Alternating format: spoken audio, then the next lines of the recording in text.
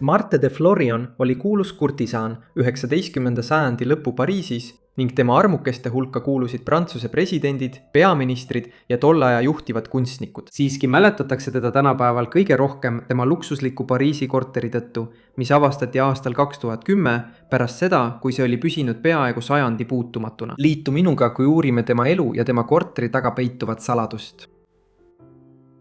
Naine, kes sai hiljem tuntuks Marthe de Florionina, sündis Mathilde Eloise Bouchironi nime all 9. septembril aastal 1864 Pariisis.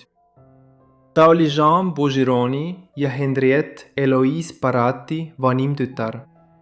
Tema vanemad polnud eriti jõukad ning Mathilde pandi juba teismelisena tikijaks õpipoisiks. Nende suhtelist vaesust näitas ka Mathildi kahe venna surm. Jules Louis Bouchiron ja Jules Bouchiron surid imikueas. Üks õde nimega Henriette Josephine elas palju kauem. Kuigi Mathilde võis oma tööelu alustada tikki ja õpipoisina, kui ta jõudis hilisteismelise ikka ja hakkas täiskasvanuks saama, mõistis ta, et võiks elada jõukamalt kurtisaanina õitsevas Prantsuse pealinnas. Sel ajal oli kurtisaan naine, kes hoidis suhteid erinevate jõukate klientidega, sageli poliitilistest, ärilistest või kultuurilistest ringkondadest 19. sajandi teisel poolel. Pariisis töötas palju kuulsaid kurtisaane linnas, mis õitses kui maailma kultuuripealinn ning mille kombed olid palju vabamad kui peaaegu üheski teises tolle aja linnas. Hoolimata Mathildi hilisemast kuulsusest tema varase töökohta kurtisaanina 1880. aastatel on vähe esmaseid allikaid. Aga me võime ette kujutada, et nagu paljud teisedki, märgati teda linna kuulsates kabareesaalides ja restoranides nagu Montlange Rouge ja Le Folie Bergère. On ilmne, et tänu oma märkimisväärsele ilule sai temast kiiresti tuntud isik ning 1880. keskpaigaks oli ta Belle Époque'i Pariisis silmapaistev kurtisaan. Võib-olla oli Mathildi elu kõige olulisem armusuhe pankur Auguste Albert de Gaston Florian Mollardiga. See juhtus tema Pariisi kurtisaani karjääri alguses, kui ta oli alles 17 või 18 aastane. Selle suhte üksikasjad on hägusad, seda enam, et Mollard oli tol ajal abiellus mees. Samuti näib, et ta kasutas oma kurtisaani nime loomisel üht tema teistest nimedest. Ta sai tuntuks nime all Marthe de Florian ja see nimi jäi talle külge ka pärast nende suhte lõppu. Tundub, et neil oli 2 ühist last, kuigi nende 2 poja täpne isadus ei ole selge. Poiss nimega Henry sündis oktoobris 1882 aastal, kuid ta suri imikuna, olles vaid 3-kuune. Veidi üle aasta hiljem, 1884 aasta aprillis, sündis teine poeg, kellele pandi samuti nimeks Henry. Ta elas pika elu ja olles tema ainus elus olev laps, ta mängis hiljem rolli Marthe loos. Võib väita, et oli Marthe kõige kuulsam suhe Georges Clemenceau'ga, kes oli üks tähtsamaid tegelasi kaasaegse Prantsusmaa poliitikas. Ta astus esmakordselt poliitikasse pärast Prantsuse 3. vabariigi loomist 1870. aastatel ja sealt edasi tõusis ta järk-järgult. Lõpuks sai temast 1906. aastal peaminister. Ta oli sellel ametikohal kuni 1909 aastani ja seejärel oli teist ametiaega ametis aastatel 1917 kuni 1920 ja juhtis kuulsalt Prantsuse delegatsiooni rahuläbirääkimistel, mis lõpetasid Esimese maailmasõja. Kuigi ta võis olla Prantsusmaa poliitika eesotsas, oli Clemenceau'ga kultuurne mees, kes pidas Claude Monet oma lähedaseks sõbraks. Seetõttu ta liikus Belle Époque'i Pariisi samades kunstiringkondades, nagu Marthegi. Selle konkreetse suhte üksikasjad on tõepoolest napid, kuid tundub, et see juhtus kas vahetult enne või mitte kaua pärast seda, kui Clemenceau lahutas oma esimese ja ainsa naise, Mary Plummery, 1891 aastal, väga tormilises lahutuses. Samuti tuleks märkida, et umbes sel ajal Marthe ilu sai kogu Pariisis kuulsaks ning temast kirjutati ajalehtedes Le Supplément ja La Justice, 2 ajalehes, mis kuulusid Clemenceau'le. Võib-olla on Marthi tänapäeval kõige tuntum suhe see, mille ta sõlmis 1904. aastatel Itaalia kunstniku Giovanni Baldiniga. Baldini oli pärit Põhja-Itaaliast, Ferrarast, kuid ta kolis Pariisi 1872 aastal. kui ta oli 30-aastane. Siil oli ta end tõestanud olulise portreekunstniku ja maastikumaalijana. Ja selle tulemusena, kui Pariisi maailmanäitus toimus 1889 aastal. Baldini nimetati Itaaliat esindavaks volinikuks. Pärast seda ta sai selle eest Auleegioni ordeni. Täpselt pole teada, millal tema ja Marte esimest korda kohtusid, aga me võime oletada, et see juhtus umbes 1897. Aastal, kui Baldini maalis portree ühest Marte teisest armukesest, Robert de Montesquieu'st. Nende suhe muutus tõsisemaks 1940ndate alguses. Ja just sel ajal maalis Baldini temast portree, mis on hiljuti saanud tema kõige kuulsamaks teoseks. Ilmselt andis Baldini portree Martele, kui ta selle lõpetas, aga tundub, et keegi teine sellest ei teadnud. Ja nagu me näeme, see leiti alles mõned aastad tagasi tema vanast korteris Pariisis. Ning sellest ajast alates on see taaselustanud huvi Baldini loomingu vastu tervikuna. Martil oli elu jooksul arvukalt muid suhteid silmapaistvate Pariisi ja Prantsuse ühiskonna liikmetega.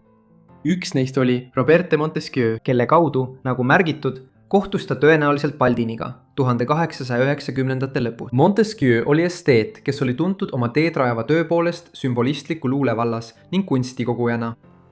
Prantsuse ühiskonnas tunti teda kui tändit. Ta oli kuulus eeskuju ühele tegelaskujule Marcel Prousti peateoses Kadunud aega otsides. Ja arvatakse, et ta oli ka osa Oscar Wilde'i inspiratsioonist teose Dorian Gray portree peategelase loomisel, mis avaldati aastal 1891. Mõned aastad enne, kui Marte ja Robert oma suhet alustasid. Ka mitmed teised tema tähelepanuväärsed kallimad tulid Prantsuse poliitikaringkondadest, nagu Clemenceau'gi. Näiteks oli ta mõnda aega suhtes nii Paul Deschanel'i kui ka Pierre Valdec-Rousseau'ga. Valdec-Rousseau oli Prantsusmaa peaminister aastatel 1899 kuni 1902. Samal ajal kui palju aastaid pärast nende suhet sai Deschanel'ist riigi president, vähem kui aastaks 1920 aastal. Oli ka palju teisi ja Marte on ebatavaline, kuna tal oli suhteid nii paljude tolle aja kõrgete poliitikategelastega. 1890ndateks oli Marte Pariisi seltskonnas juba tunnustatud ja ta leidis tööd ka väljaspool oma kurtisaani ametit. Näiteks oli ta sisuliselt esindajaks tõusvatele moemajadele Beckhoff David ja Doyer ja kandis nende kläite Pariisis ringi liikudes, olles sisuliselt omamoodi Belle Epoque'i modell. Tema tunnustiiliks sai valges või avatud kleitides riietumine, täpselt nii nagu Baldini oli teda maalinud. Ja Pariisi seltskonnas tunti teda kui akaatsiate Veenust. Kogu oma elu jooksul Marte kohtus paljude oma armukeste ja teiste kallimatega uhkes korteris, mis talle kuulus Seine jõe paremal kaldal. Korter asus aadressil Square La Bruyère 2, 4. korrusel, muljet avaldava Saint Elisabethi kiriku lähedal, mis oli just 1860ndatel ehitatud. See oli muljetavaldav ruum, mille pindala oli 1500 ruutjalga.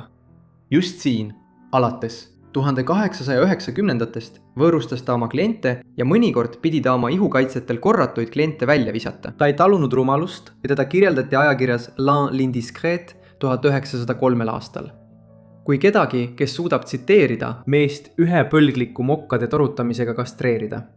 Kui tema jõukus kasvas ja ta veetis aastaid siin elades, Marte kaunistas korteri rikkalikult, sageli antiiksete 18. sajandi mööbliesemetega, mis olid valmistatud Prantsusmaa ajaloo ancien režiimi perioodil enne revolutsiooni. Seinad olid kaunistatud joonistuste ja maalidega, mille talle olid andnud mõned Belle Epoque'i silmapaistvad maalikunstnikud ja kunstnikud, sealhulgas eeskätt portree, mille temast maalis Giovanni Baldini.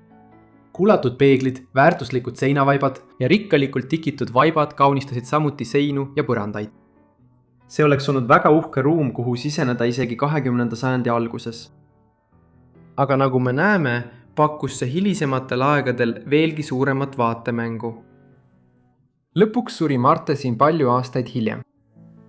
Ta oli juba ammu kaotanud oma maine kui üks Pariisi silmapaistvamaid kurtisaanisid ning alates 1910ndatest aastatest elas ta üha vaiksemat elu. Naastas oma sünninime Mathilde de Bougeron juurde. Ta suri 29. augustil 1939, vaid mõned päevad enne teise maailmasõja algust, kaugel idas Poolas. Ta oli sel ajal 74 aastat vana. Kumanise kombe, just see sama sõda mängis olulist rolli tema korteri säilitamisel tulevastele põlvedele.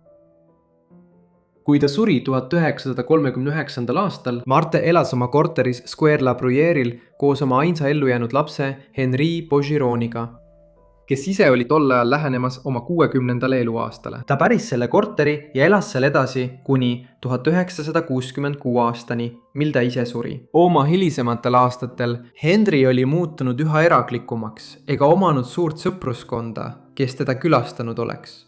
Nii et pärast tema surma ei tehtud korteris suurt midagi ega vabanetud selle sisust. Tõepoolest, kuna Henri soovis, et see jääks enam-vähem samasuguseks, nagu see oli tema ema ajal, korteri aknaks Belle Époque'i aegse Pariisi ellu. Henril oli tütar Solange, kes päris oma vanaema korteri 60. aastate keskel. Siiski oli Solange'i lugu omaette keeruline. Aastal 1942, kui ta oli vaid 23-aastane, põgenes ta Pariisist, tõenäoliselt kartes arreteerimist seoses koostööga Prantsuse vastupanuliikumisega. Sel ajal natside režiim oli okupeerinud Prantsuse pealinna ja riigi põhjaosa. Ta kolis lõpuks Lõuna-Prantsusmaale, mis oli natside vähem otsese kontrolli all tänu Vichy režiimile. Hiljem temast sai näitekirjanik, kes kirjutas teoseid varjunime Solange Beldor all. Ta ei naastud kunagi Pariisi ja kui tema isa suri aastal 1966, tundub, et tal polnud mingit huvi renoveerida korterit Square La Bruyère'il. Ta maksis selle vähese korrashoiu eest, aga see jäi sisuliselt samasuguseks, nagu see oli olnud aastakümneid. Marte de Florioni ja tema korterilugu sai uue pöörde taas aastal 2010, kui Solange suri.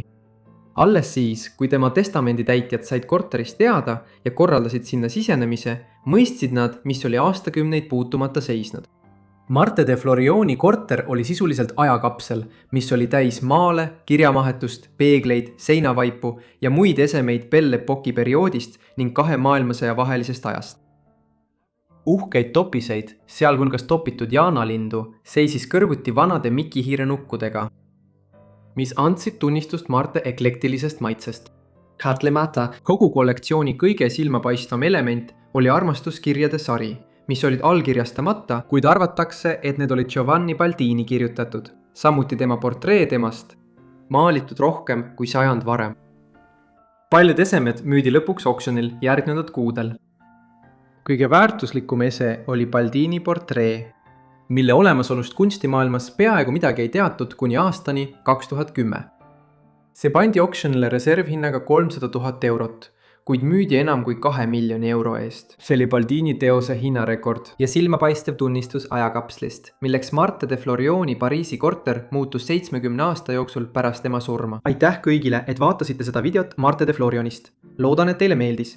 Andke kommentaarides teada, mida arvasite tema elust ja tema korterist. Kui teil on veel ettepanekuid, jätke need samuti kommentaaridesse ja loodan, et olete minu kanali tellinud ning teavitusmärguanded sisse lülitanud, et saada kõik minu videod kohe, kui need üles laen. Igal juhul on see kõik minu poolt, nii et kohtume järgmises Forgotten Life'i osas. Aitäh!